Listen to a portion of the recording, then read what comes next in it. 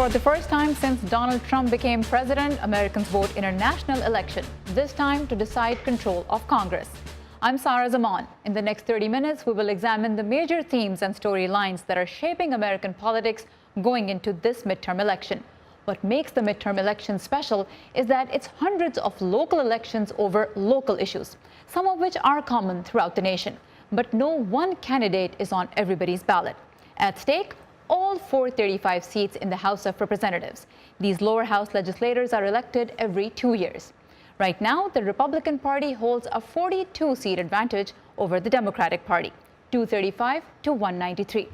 In the upper house, 1/3 of 100 senators face the voters every 2 years. At the moment, Republicans have a 2-vote margin, 51 to 49. And right now, Republicans also control the White House, electing Donald Trump president just 2 years ago.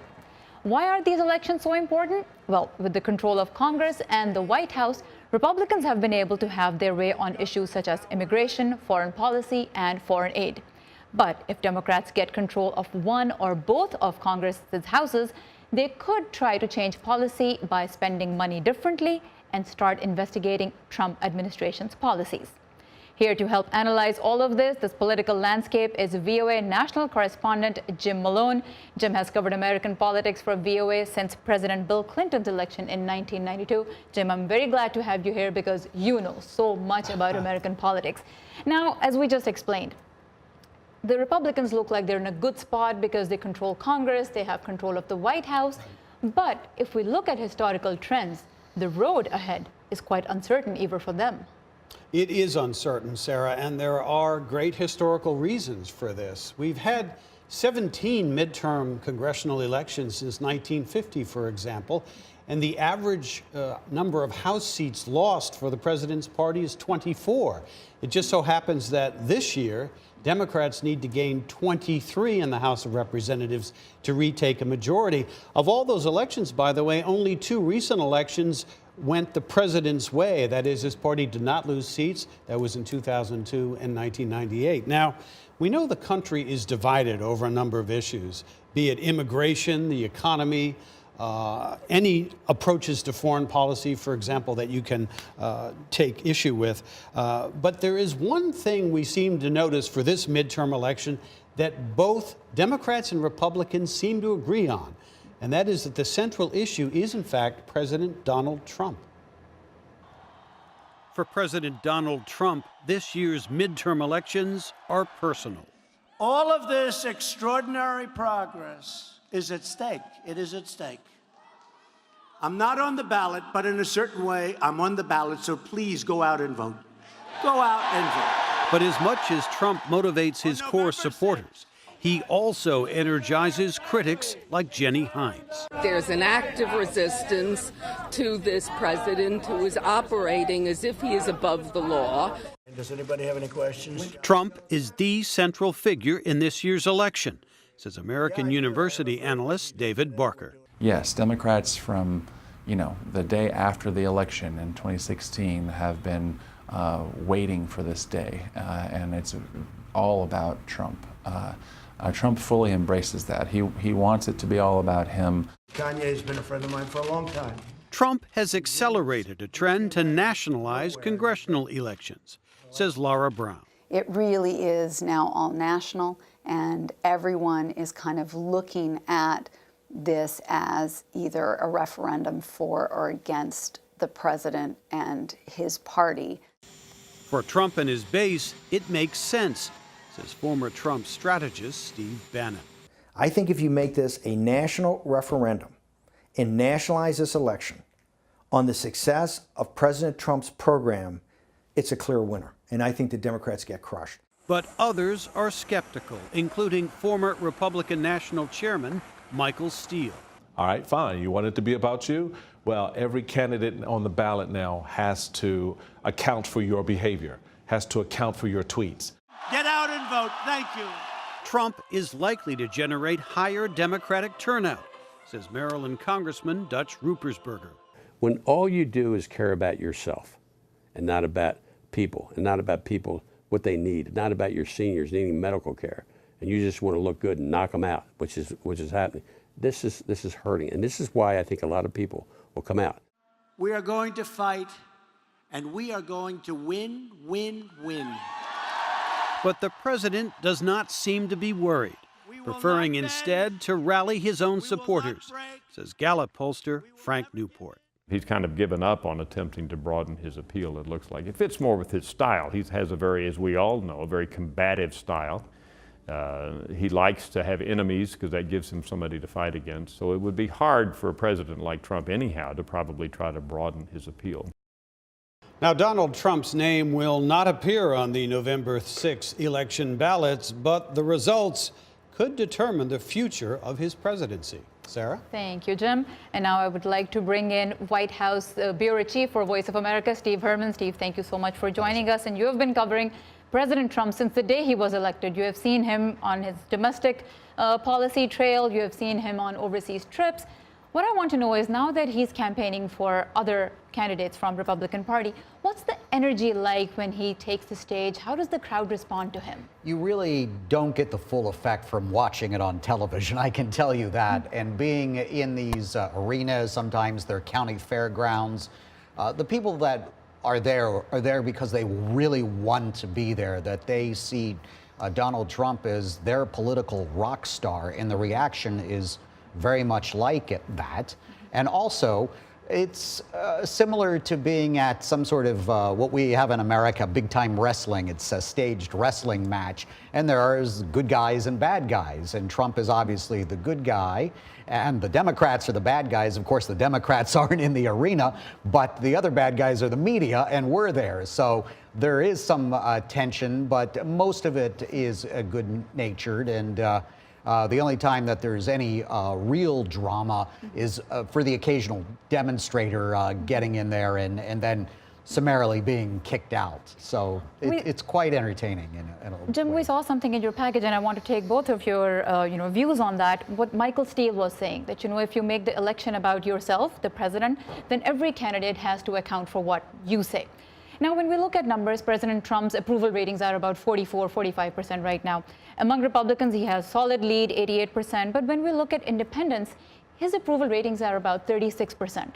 So when a Republican candidate is trying to get attention from these independents, what does President Trump's endorsement for such a candidate mean? Most of the appeals in this campaign and for the last few years have been directed at party activists. Very little now is going to the middle, to the independent voter.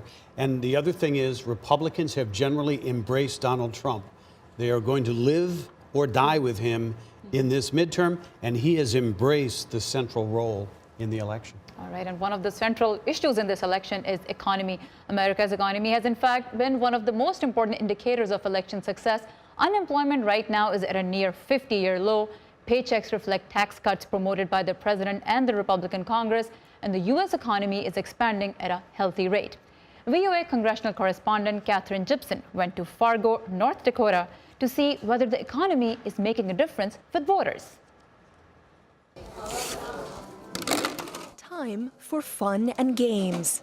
We're seeing a continual uptick in customers that we're bringing in. A sign that consumers have a little more to spend here in Fargo, North Dakota, says small business owner Brad Ruro. When the economy is doing better, they're able to spend more on entertainment and fun. And that means more stores are hiring. It's a very competitive market. There's a lot of jobs being offered out there, especially in the retail sector. Nationwide, unemployment rates are falling. North Dakota's 2.4% is tied for second lowest among any state. And people are spending, says one waitress who has noticed an increase in her tips. I've never done better myself, so. But outside the big city, President Trump's tariffs are causing anxiety for small business owners. It's very scary right now. I can see where a lot of farmers don't want to spend money at this time.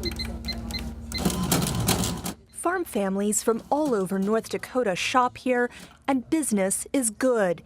But with a farm of her own in addition to the store, Mary Lee Nielsen wants President Trump to back off on tariffs that could hurt North Dakota farmers. It's a double hit for us with a store and a farm, so it's scary. And with the U.S. and China in the midst of a trade war, soybean farmer Monty Peterson says losing the Chinese market will have an immediate impact. Crop that doesn't get delivered to market doesn't generate income. The economy looms large here less than 2 months before the midterms, especially with the U.S. Senate race so close between Senator Heidi Heitkamp. We have an economy in this country where the urban economy depends on the rural economy. How are you guys? And her challenger, Congressman Kevin Cramer, who hears farmers' concerns about tariffs. What I tell them is good news. Good news is coming. We need to look for the good news. We push the administration on a regular basis. Like Republican candidates across the country, Cramer is running on a strong economy and the benefits of the 2017 tax cut bill. We're the optimists in this country. Well, that bill gave North Dakota voters the highest average tax cut of any state. Many lower and middle class workers say they're not feeling it. It all goes to daycare or a mortgage or out the window anyway. But no, I haven't seen enough of a difference.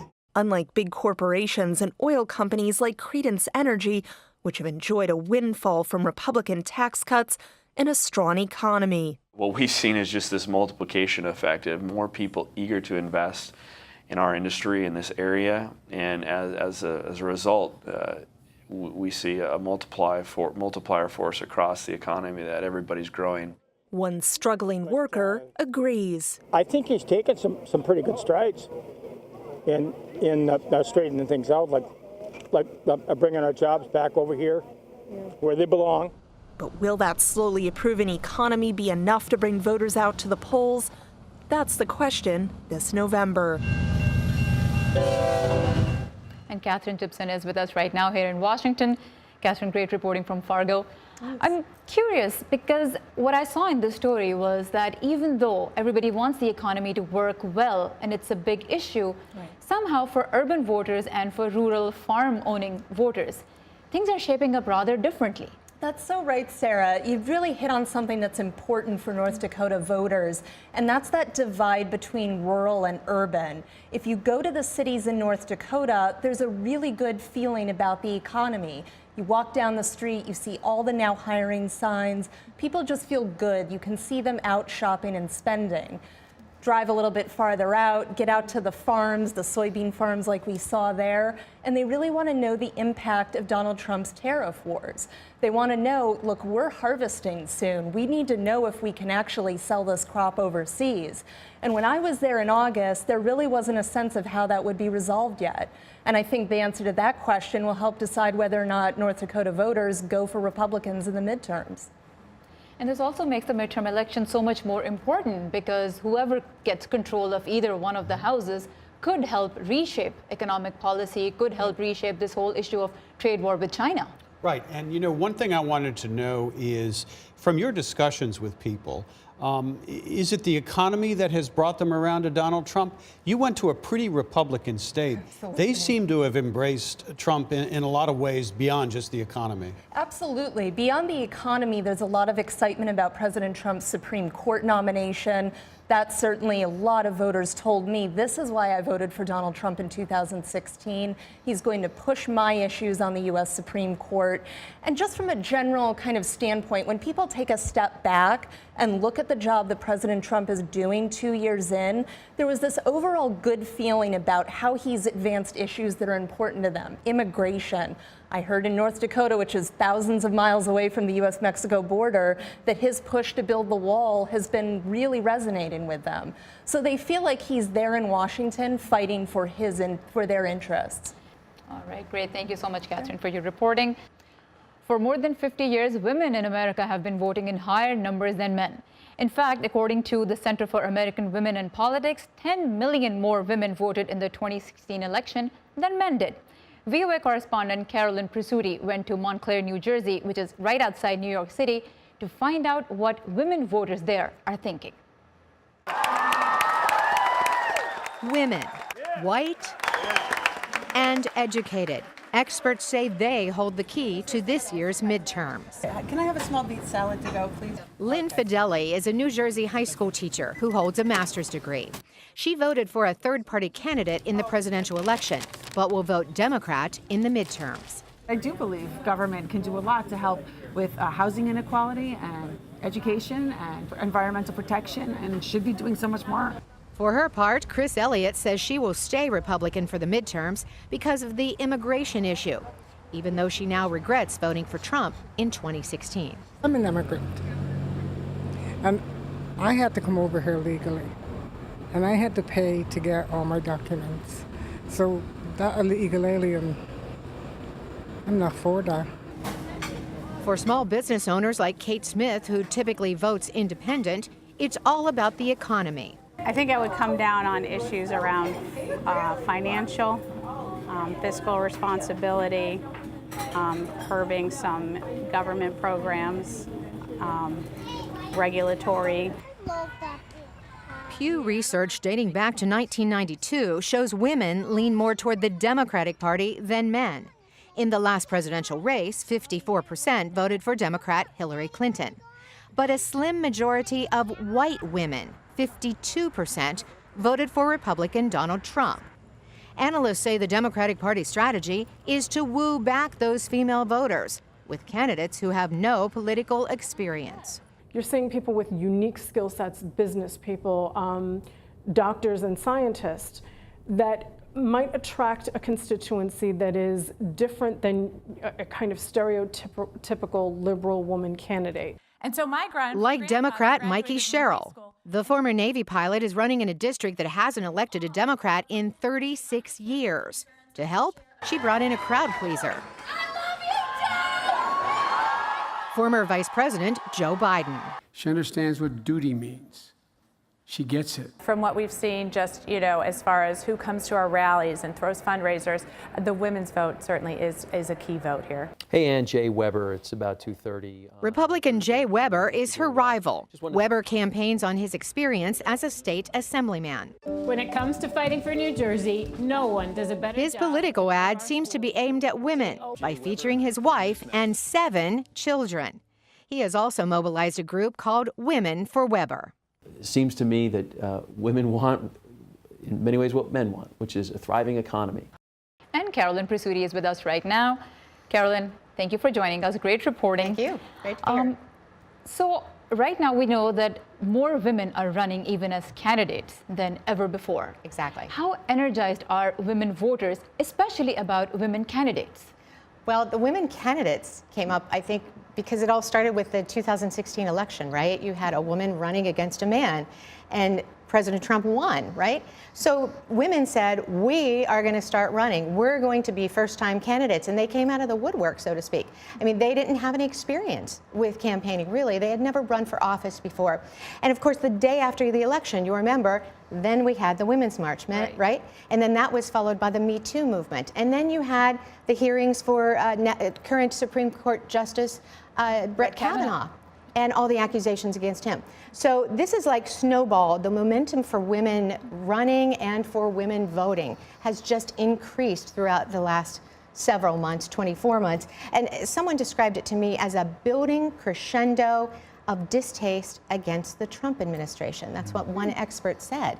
And they said that therein lies the problem, that you have this. I wanted to ask you about that, Carolyn, because one of the things driving this Democratic energy that is showing up in all the polls is this concern about the president, a desire to act as a check on the president, particularly among the kinds of women that you were talking to in New Jersey. Did you get the sense of the intensity that has been building now, especially on the Democratic side? Absolutely. In fact, one of the women that I spoke to, I said, well, can you rate it for me? Can you give me a 1 to 10? What is your dislike of the president?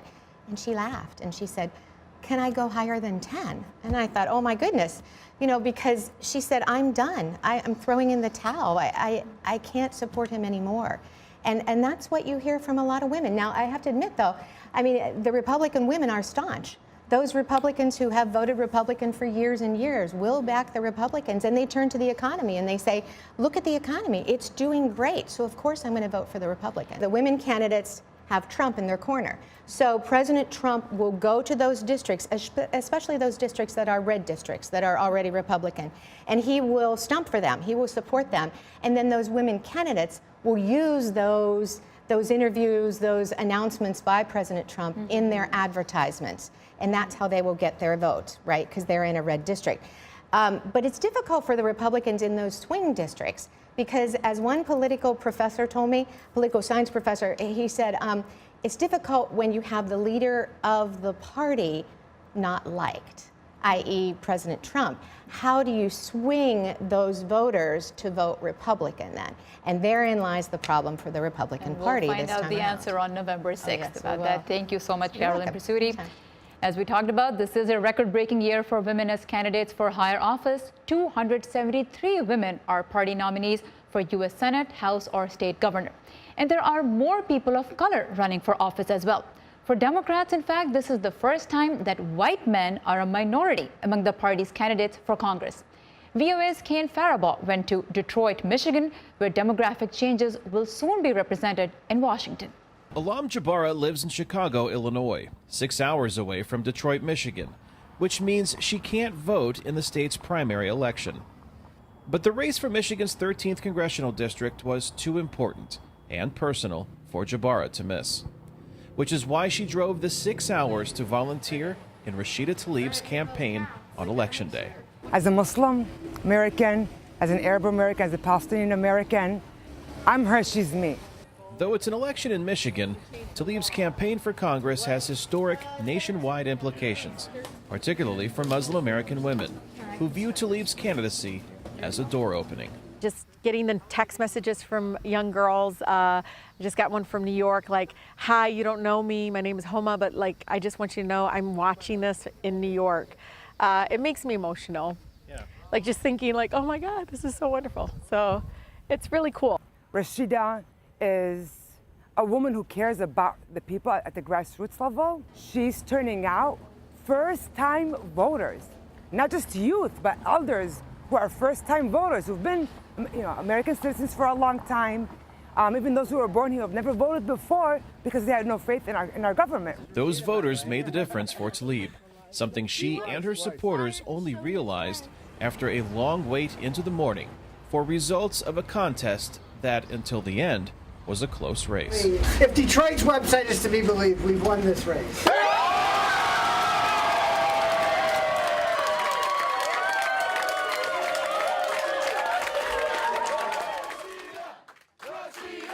And my mom, who's from a small village in the West Bank, they're literally glued. It's like 5 o'clock or 6 o'clock in the morning. And now it's more than that. But they're glued to the TV. My grandmother, my aunts, my uncles in Palestine are sitting by and watching their granddaughter. This is the quintessentially American story. It's the story of Irish immigrants and Italian immigrants, Polish immigrants. It's just playing out with a different religion and ethnicities, and that's what America's supposed to be about. Alvin Tillery of Northwestern University says Tlaib and Ilhan Omar, who is running for Congress in Minnesota, will face a larger set of expectations because of the historic change they represent in a role Muslim American women have never seen before. Rashida is them, right? Rashida is going to be their face, their voice in Congress. And Rashida being in Congress is going to be like, okay, we're American just like you are. Kane Faribault is with us right now from Ottawa, Illinois, via Skype. He covers Middle America for VOA. Kane, before these two women came on the scene, we have had Keith Ellison from Minnesota and Andre Carson from Indiana, who were also both Muslim men. But in terms of these women, what is the makeup of the communities that's electing them or that's supporting them? Well, both Rashida Tlaib and Ilhan Omar represent very liberal districts in the congressional races that they're running in. In Minnesota, Ilhan Omar is actually a state lawmaker in this district that she's running for Congress in. It's made up of a lot of college students, a lot of progressive-minded liberals, and so she appealed to that voter base in that district. Rashida Tlaib is actually running in a district that is also considered to be safely Democratic. It's widely known, or at least assumed, that there's a large Arab American and Muslim American population in Michigan. But the reality is, in Rashida Tlaib's district, many of the Arab American and Muslim American voters that live in that region don't necessarily live in her district. So she had to appeal to a wider voter base than what might be sympathetic demographic voters to her. So really, she's running in a predominantly African-American community. And obviously, she won that primary, so she has the support of that community. And she doesn't necessarily have a challenger in the midterm general election. Kane, it's Jim. I wonder, since you've been talking to a lot of voters in those districts where the races were run, do you get the sense that Americans are more accepting of different ethnic groups now running in these races? It's been a divisive time in some ways in the United States with the call for the Muslim ban by the president some time back. And I just wondered what the general feeling among voters you got about acceptance for people from various ethnicities. I think that it might be easy for us to sort of assume there might be a cultural shift because these are historic, unprecedented candidacies of both of these women. If successfully elected in this midterm election, they're going to become the first Muslim American women in Congress. But the reality is they likely couldn't win in many other districts in the United States. Their appeal to the voter base in their districts is to voters that are largely accepting of their culture. They come from multicultural communities. They are in liberal, progressive districts. So I think while this isn't necessarily a referendum on the change in the culture in the United States, it still nevertheless is an historic moment. All right, thank you so much, Kane Faribaugh. You've joined us via Skype from Ottawa, Illinois. More demographics are in the mix for the election. Millennials are about to overtake baby boomers as America's largest generation, but will they turn out to vote? Just over half the eligible millennials voted in 2016. Getting more of them to vote could make a difference. VOA's Isha Sarai went to Houston, Texas, where the campaign is on to mobilize young voters. Across Texas, Beto O'Rourke is mobilizing voters, particularly young voters, in his bid for Senate. I would never ask any young person to vote for anyone if no one has shown up to find out what's on their mind, what's important to them, to hear about the most important issues in this country from their perspectives. Millennials comprise a large number of his volunteers, from handlers to local organizers, who say they feel he is listening to their concerns. The concerns that the youth have, that he's actually listening to. You know, for me being part of the LGBT community, that's something huge as well. Not taking political, like super PACs money, not taking corporate money is really appealing to people because I think a lot of people my age feel like we don't have much of a voice, and that's partly because politicians are all listening to corporate interests more than us. Young Republicans are also mobilized, rallying support behind incumbent Senator Ted Cruz. I remember back in 2014, the first time I met him, actually, he came to my high school. And he gave a talk to my high school, and I don't know, he just felt like a really real guy, you know? Well, the main thing is the commitment to the Constitution. I've admired Ted Cruz for that for a long time. Cruz says that his commitment to liberty in particular draws young people to his campaign. You know, I'll tell you, when I speak with young people, and I speak with a lot of groups of high school kids and college kids and young professionals, I encourage them two things. I say, number one, defend liberty. Liberty is powerful, it's contagious. Young people want to be free. Young people want to be inspired. Young people care about freedom. Young people want to be part of a fight that matters. And in Texas, we're fighting to keep the vibrant economy, the jobs, the opportunity. Whether they are Republicans or Democrats, one thing everyone can agree on is the importance of getting a younger generation politically active and voting.